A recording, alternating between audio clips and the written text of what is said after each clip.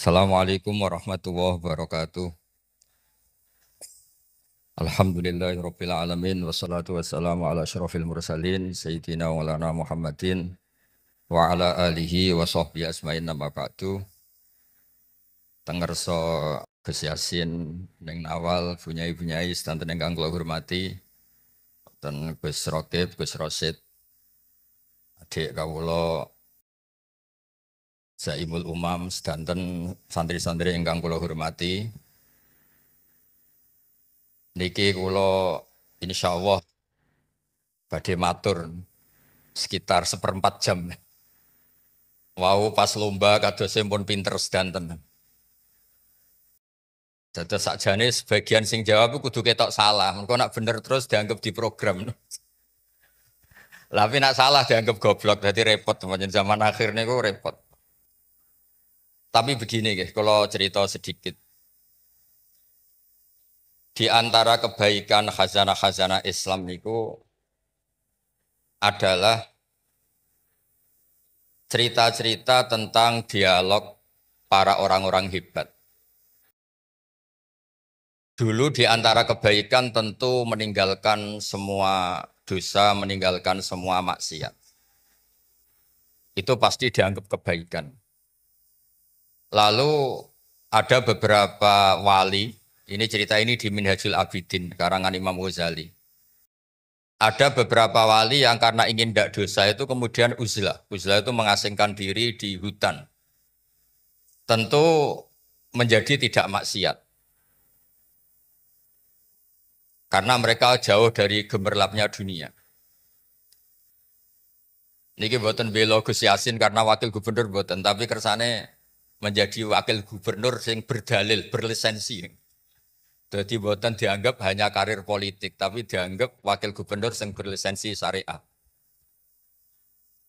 Kemudian karena orang-orang baik ini di tengah hutan, tidak membina masyarakat.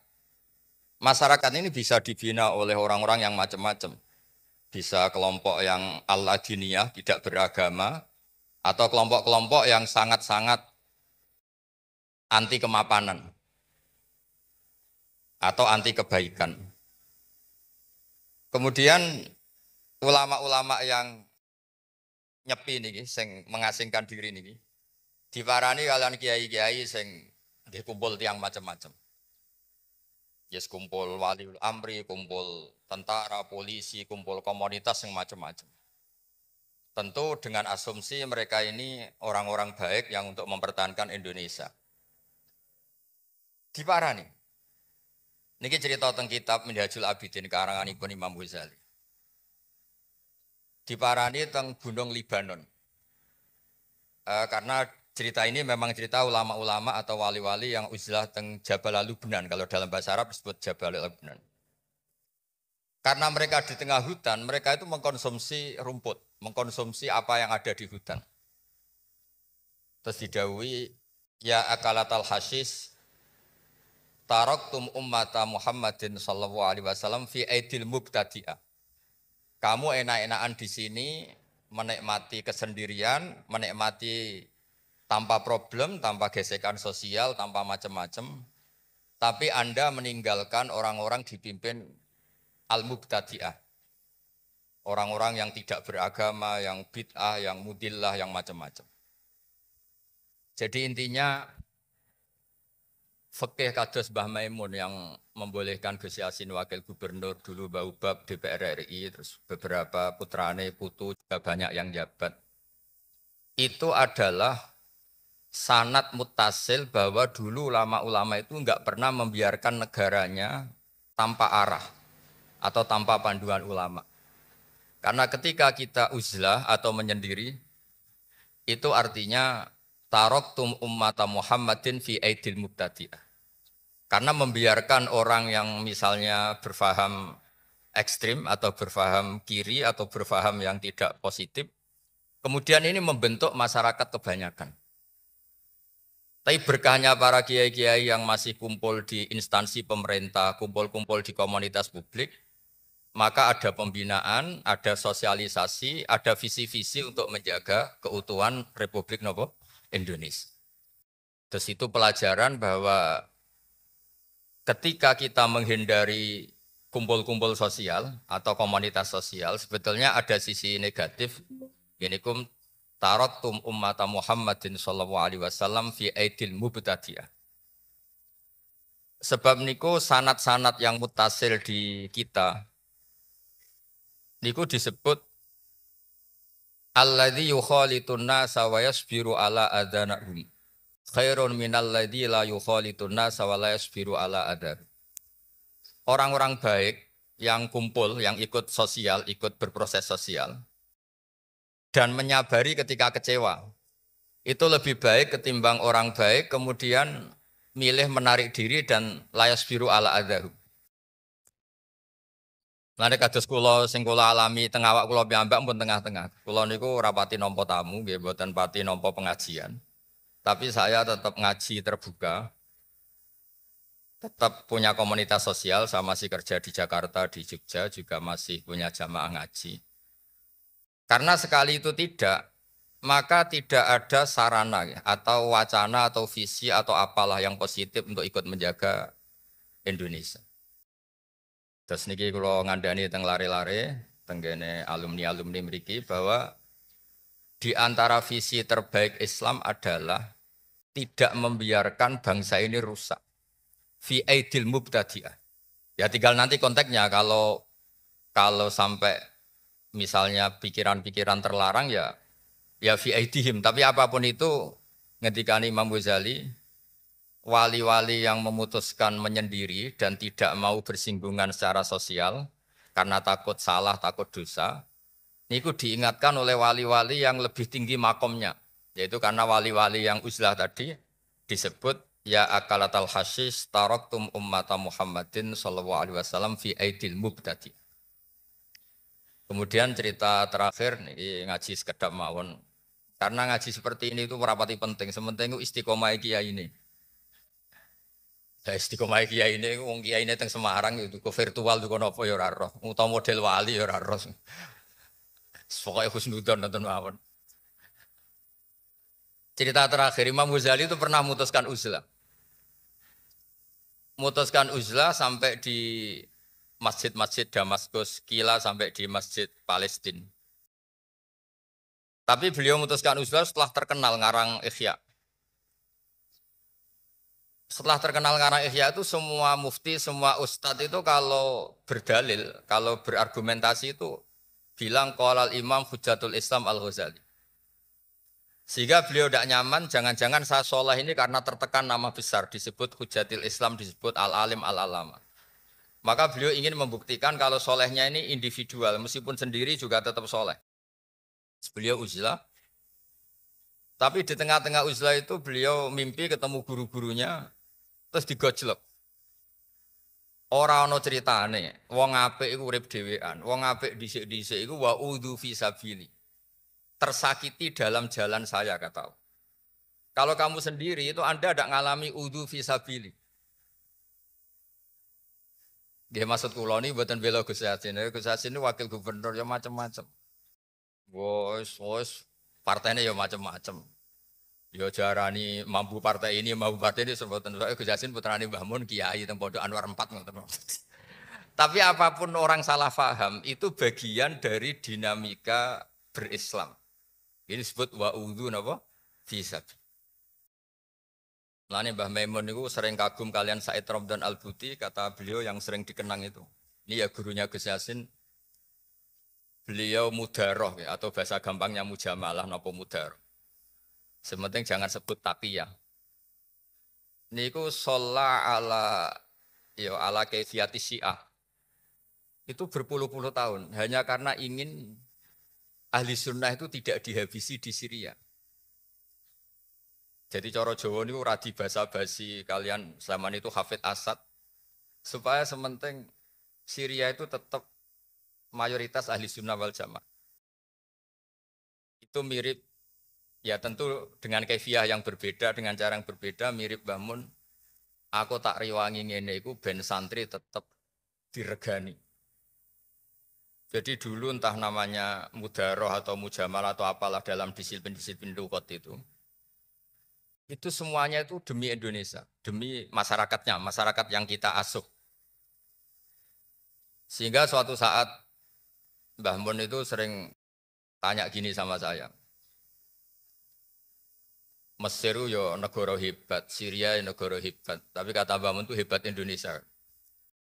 Karena Indonesia itu kalau salah, itu tidak sampai chaos, yak dulu ba'duhum ba'do, tidak chaos yang sampai saling menghabisi. Paling ngerasani mbek gremeng sithik-sithik.